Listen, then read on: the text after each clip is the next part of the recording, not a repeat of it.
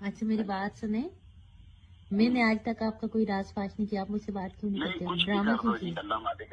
क्या अल्लाह मालिक है, आप नंगा होकर मुझे दिखाते थे वीडियो पे, गलत गलत किस्म की हरकतें करते थे उस वक्त। तो हमारे एक मित्र ने करीम टैक्सी जो इस्लामाबाद में चलती है उनके सेक्रेटरी को फोन किया। बोले दिन भर की थकन उतारना चाहते हैं, कुछ लम्हे उनमें सफर करना चाहते हैं।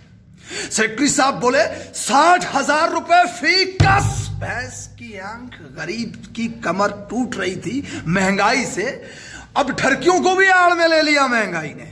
मित्र बोले जनाब काट के थोड़ी रख के जानी है, वापरने का इतना किराया भैंस की आंख।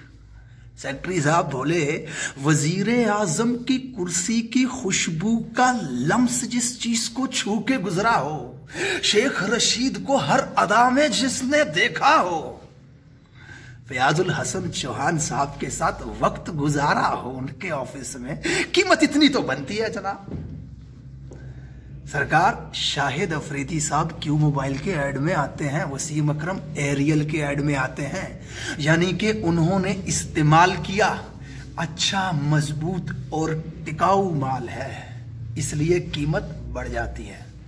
हुकूमती वज़रा जब इनके साथ वीडियो में आते हैं ना, तो ये वीडियो हमें दिखाई जाती है कि बड़े बड़े लोग इस्तेमाल कर चुके हैं, आरामदेह कंफर्टेबल सफर कर पाएंगे आप इस टैक्सी में।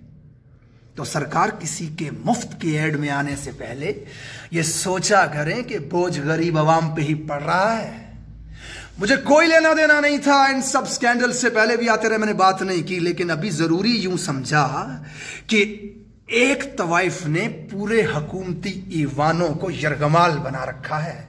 पहले ताल्लुक बनाते हैं, फिर वीडियो बनाते हैं, फिर उसके बाद ब्लैकमेल भी करते हैं, और कोई उनका कुछ नहीं उखाड़ सकता, क्योंकि ये वो हमाम है जहां सभी आकर नंगे हो चुके हैं। सदेबाब करें, इसका कोई हल निकालें, ऐसे अनासर को रोकें जो सोशल मीडिया पे बेहयाई, बदनामी और बेगैरतियां फैला रहे हैं, वरना लोग कहेंगे हुकूमत नहीं तवाइफ खाने चला रहे हो आप।